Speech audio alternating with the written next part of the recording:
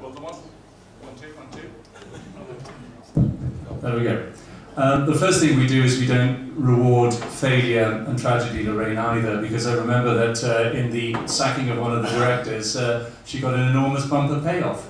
I mean, that's the last thing we want, where people are actually, they don't properly do their job and then it ends in tragedy, as was the case with Baby P. We must ensure that there's proper auditing of the work that's done and proper accountability for the people that are doing that job.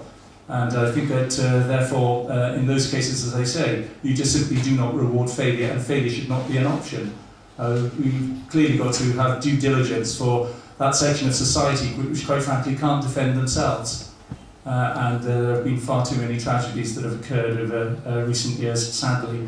As far as the police is concerned, I agree with Steve that there's far too much bureaucracy and form filling. They're spending too much time in the police stations because of that, and when they should be out on the beat and doing the job that they desperately want to be doing. They don't want to be filling in forms either. They want to be doing the job that they wanted to do, which is to be defending us.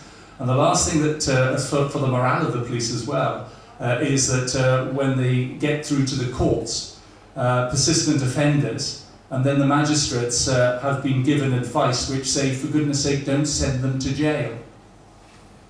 In many cases, custodial sentences is the best thing, particularly if they are a persistent offender.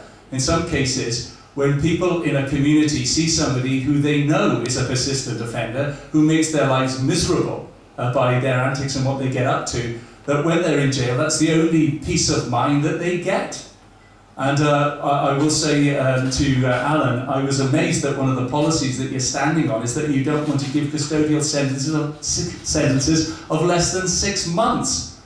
For a lot of people, actually sending persistent offenders, burglars and drug dealers to jail gives a sense of rest for a community when that happens.